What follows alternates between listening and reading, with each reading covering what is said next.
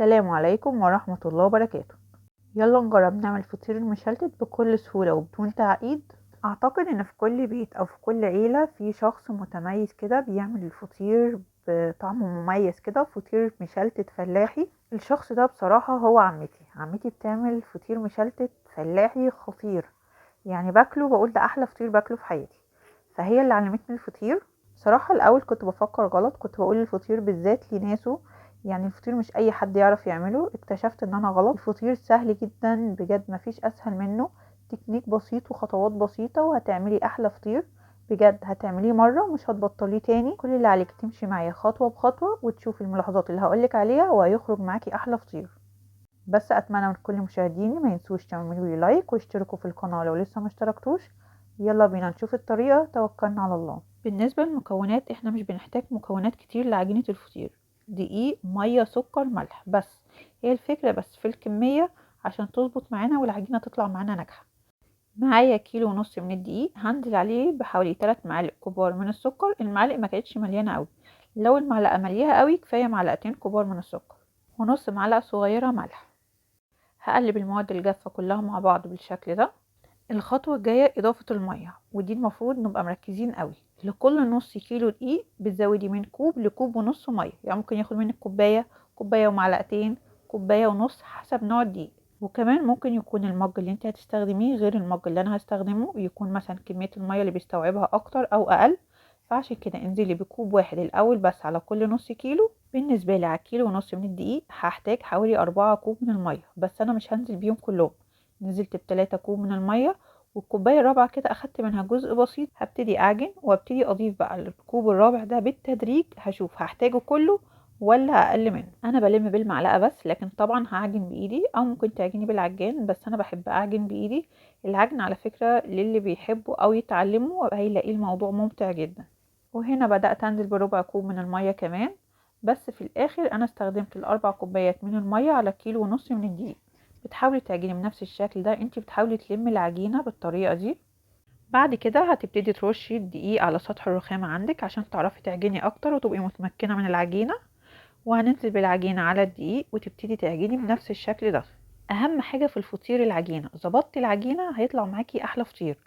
فالعجينة احنا بنبتدي نعجن من جوه لبره، يعني انت بتاخدي العجينة لجوه كده وبعد كده ترجعيها لبره بنفس الشكل ده، وبتفضلي تعجني مش اقل من 10 دقايق. ولو العجينة وانت بتعجني حسيتي ان هي جابسة معاكي، بمعنى ان هي مش لينة، مش بتروح وتيجي معاكي بسهولة، بلي ايديكي ميه وارجعي عجني تاني، وهكذا لحد ما العجينة تبقى لينة معاكي. بعد ما عجنتها لمدة 10 دقايق هعملها زي رول او شكل اسطواني كده وهقسمها.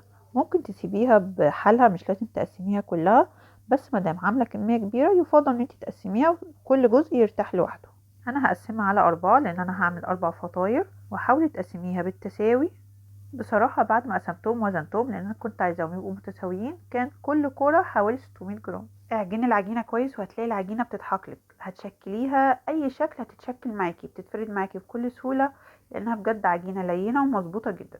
هتجيبي طبق او صينية وتدهنيه كويس بالزيت. بصراحة انا كنت عمالة العب بالعجينة، كنت حاسة ان انا كل ما بضغط عليها كده اعصابي بترتاح، فكنت عمالة اضغط عليها. وبالفرشة هتمسحيهم كلهم بالزيت. هنبتدي نغطي الفطير بستريتش راب، بكيس، بفوطة مطبخ، المهم ان انت تغطيه وتحفظيه لمدة ساعتين كده، تسيبيه يرتاح. عايزة اقولك انت ممكن تسيبيه يرتاح 10 دقايق وممكن تسيبيه يرتاح 10 ساعات، بس كل ما المدة بتطول العجينة معاكي بتفرد معاكي بكل سهولة وبتريحك. وده شكل العجينة بعد ما سبتها ارتاحت حوالي ساعة ونص. هبتدي اقسمها، يعني كل كورة هقسمها لحوالي 8 كور.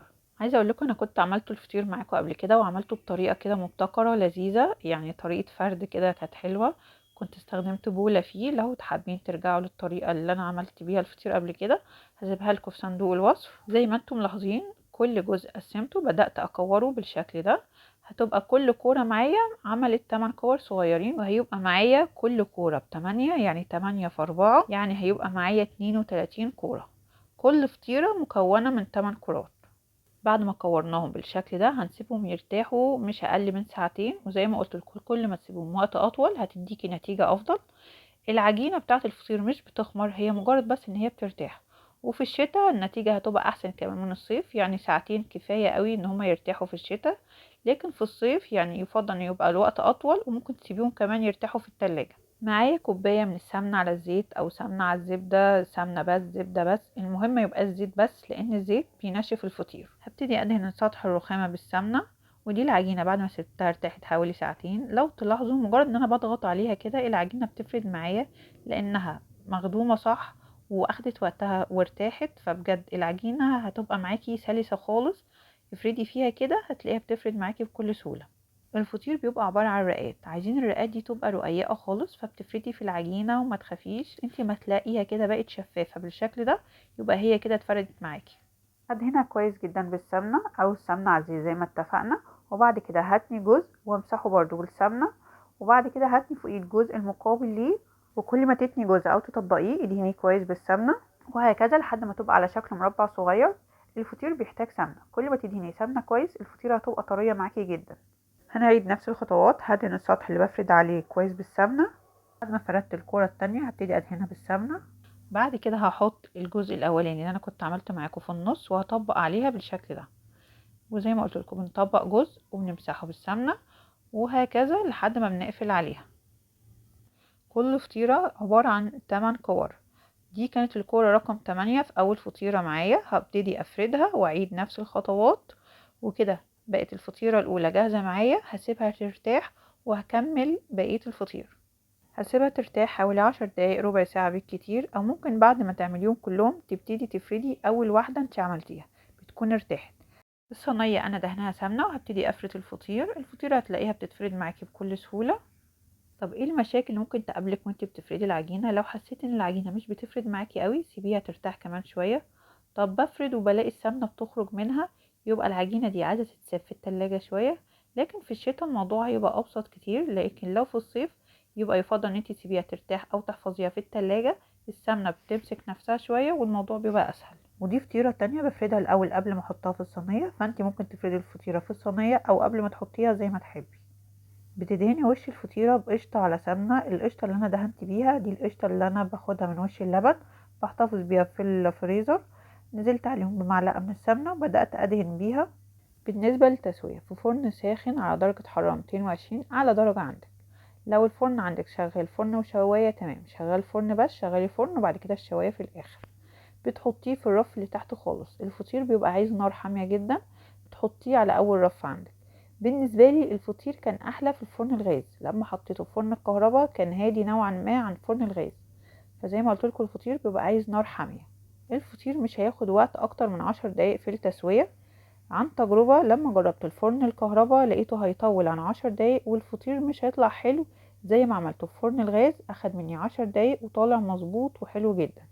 واول ما الفطيرة بتخرج من الفرن بتدهني وشها بالسمنة، وعلشان الفطير يفضل معاكي طري وما ينشفش منك هتغطيه بكيس بستريتش راب بالشكل ده. المهم تغطيه كويس جدا عشان يبقى طري معاكي جدا. وكل فطيرة تخرج من الفرن بتحطيها على صاحبتها وبترجعي تغطيهم تاني عشان الفطير يفضل طري معاكي. الفطير شكله بيتكلم عن نفسه، يعني لو ملاحظين طري خالص والرقات بصوا مورق ازاي، بجد طالع مظبوط قوي، فطير مشلتت بصحيح. عملت 4 فطيرات حجمهم كبير الى حد ما. لو حسيت ان الكمية كتير تقدري تحتفظي بيه في الفريزر وبتخرجيه تسخنيه وبيبقى معاكي كأن انت لسه عاملاه حالا. جربوا الطريقة مش هتندموا، بالعكس هتدمنوا الفطير ده زي ما انا بدمنه. يلا جربوا الطريقة وقولوا رأيكم في التعليقات، واشوفكم في وصفات تانية كتير. اسيبكم في رعاية الله وحفظه، والسلام عليكم ورحمة الله وبركاته.